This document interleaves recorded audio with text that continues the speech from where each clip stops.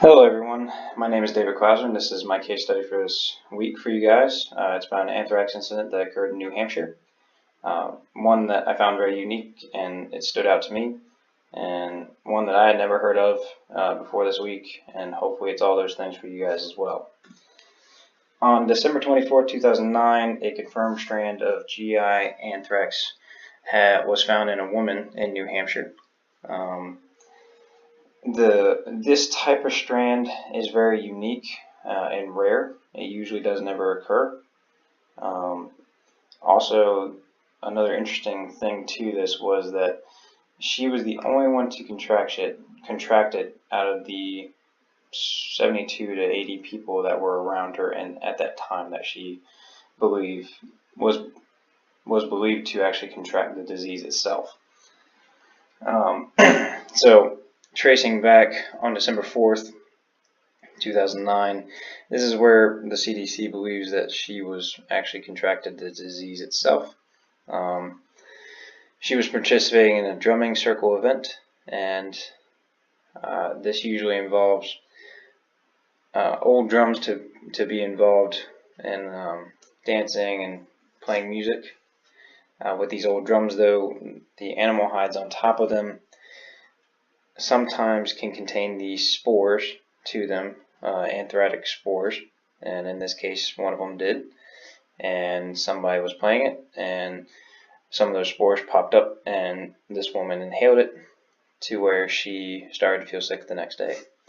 The next day she started to feel influenza-like symptoms, and over the next couple of days after that she got increased head, neck, and back pain to the point to where she was nausea was worse, vomiting and abdominal cramps with dizziness, and usually at those signs it's pretty bad and you need to go to the hospital, which she did on the 14th, and she went to a walk-in clinic and was transported immediately to a nearby hospital where they ran tests and finally diagnosed that it was actually GI anthrax in her system that she was fighting on December 24th, 2009. On the 26th, the New Hampshire Department of Health and Human Services, along with the CDC, went to the actual site and performed sampling of the items that were there to actually see if there was a presence for anthrax spores. And then on December 28th, the investigators quarantined the event site, saying that they had found anthrax spores to be on some of the drums that were used. So what's the importance of this? This case is important because it's the first case related to animal hide drum exposures to involve specifically a gastrointestinal form of anthratic disease.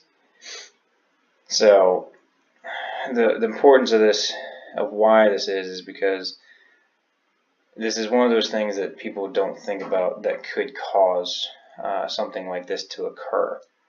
I mean, if you're like me, I go up to a drum and I just start beating it, and it's just fun. But they found that the infection through the GI route might have occurred through direct aerosol exposure, and animal studies have actually reinforced this theory because once inhaled, it's cleared from the respiratory tract and passed into the GI tract itself. Again, these cases are very rare, but they are important to actually note and actually see what it is that can cause these types of cases to occur.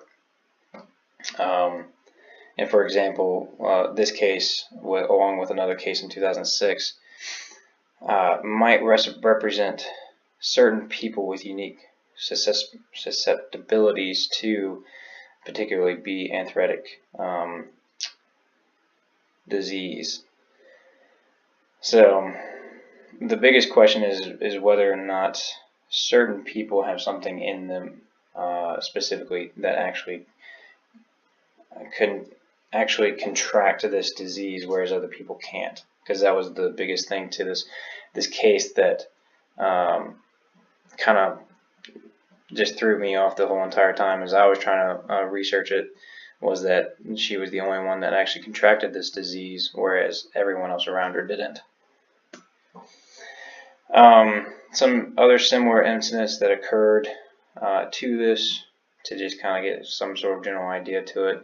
A 2006 and 2007 incident in New York and Connecticut had widespread spore contamination, where in the drum makers' workshops spores were found, and secondary contamination was done to residences around them.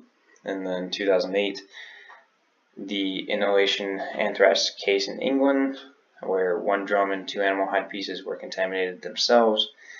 Did not go into residences around it, but they were able to find it in time. And then 2006, a Scottish man died actually from this. And they believe that his leukemia may have been contributed to why he actually died from the disease itself, but still he contracted it, and it was the reason that he actually died in the end. So with this incident, the major issues that were faced was that particularly the CDC knew that there was a case of anthrax, but couldn't figure out why it was only spreading to this one person out of the 80 people that were directly involved in the event itself.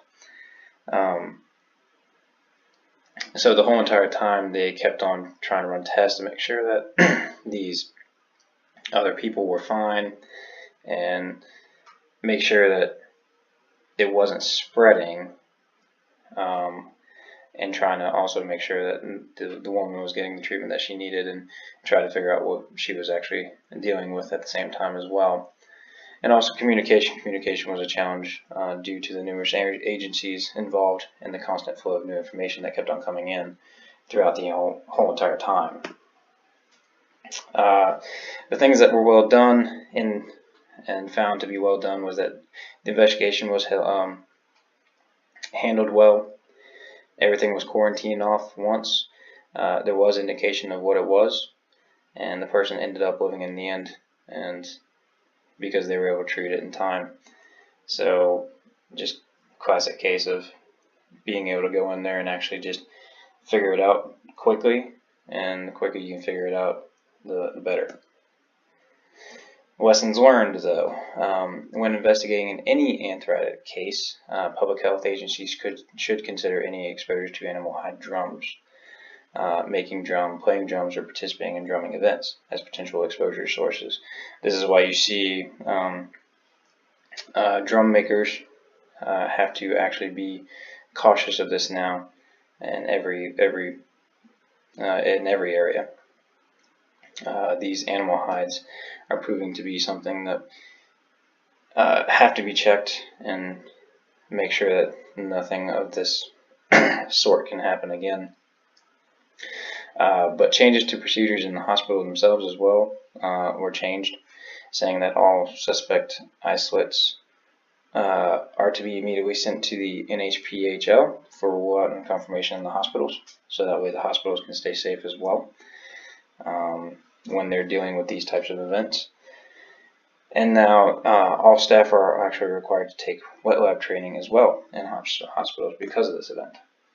So that's the short version of it. These are my peer-reviewed journal articles that I have found and news sources that go into more depth and more detail of it. But I hope you guys found it interesting as I did for what it was, and I look forward to reading the rest of y'all's case studies as well. Thank you.